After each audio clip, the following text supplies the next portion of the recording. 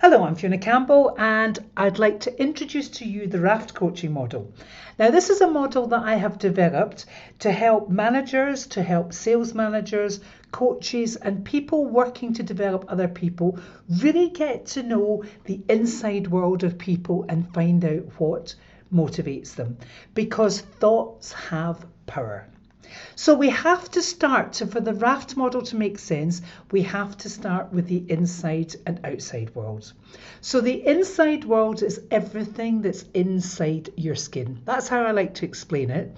It's really everything that's there. So in your inside world, you have feelings, beliefs, hopes, dreams, expectations, fears, confidence, experience, and knowledge. These are some of the things you have, or some things you experience inside yourself.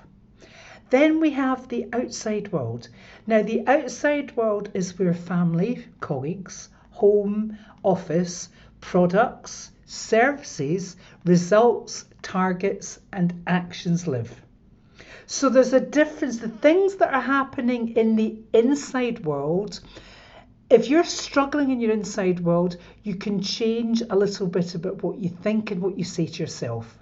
Things that are happening in the outside world, especially in a business scenario where your KPIs and your targets live in the outside world and you probably aren't able to change that, the only thing you can do about the outside world is change the way you think about it.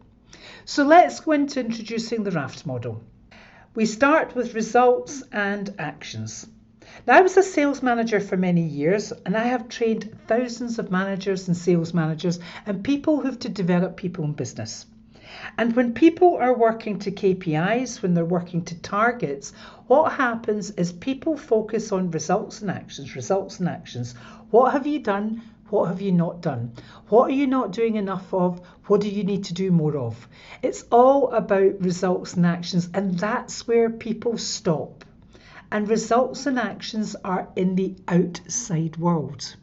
So people don't tend to ask, especially in business, so how did you feel about this?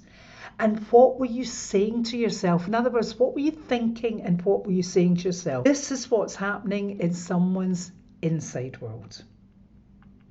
So by finding out what people are thinking and saying to themselves, we know that thoughts create feelings, that create actions, that create results. So when you work back from the results to find out what someone did or didn't do, and then ask them, how did you feel about this? You're asking very matter-of-factly, because people will sometimes say things that I felt as if I was all over the place. I felt as if I was going round in circles. They're not actually talking about emotions, but this is giving you a huge insight into their inside world. And then when you say to someone, so when you were doing that, what were you thinking? In other words, what were you saying to yourself that was creating that feeling? So let me give you an example. This is an example for a sales scenario. So we've got someone who's missed their sales target by 10%. So when I ask them, what did you do or not do? Because actions, you can take actions or you can not take actions. So no, they didn't plan the number of client meetings. There was no plan to arrange to meet a certain number of clients. When you asked, so how are you feeling as you were moving towards your target? Stressed and all over the place. And what were you saying to yourself? What were you thinking? I'll never get this target. So the power of the Raft model is actually getting someone to say how they were feeling and thinking before they achieved the result, because this was what was driving the motivation. This is what's driving the action. And this is what's really helping someone achieve. So let's compare this. We always start with the undesired result and we always work back from the results, action or no action. How did you feel? Just very matter of fact, how did you feel about that? And what were you saying to yourself? And then we compare this with something that someone has achieved. So we ask about the desired results. Okay, I had another target, I overachieved the sales target by 10%. So what did you do? I met at least 12 clients a week. Now, I would explore a little bit further. So how did you plan that? I would really get a little bit more information. And then you can ask, so how did you feel as you were moving towards getting this result? On top of my work and organised. So can you see that's a completely different information that's all happening in the inside world? What were you saying to yourself? Yes, I can do this. So the next step that I do is then I ask, okay, what would have happened in your undesired results if you had met at least 12 clients a week? Would that have made a difference? Or if you were feeling on top of your workload and organised, would that have made a difference? Or rather than saying, I'll never get this target, by saying, yes, I can do this, would that have made a difference?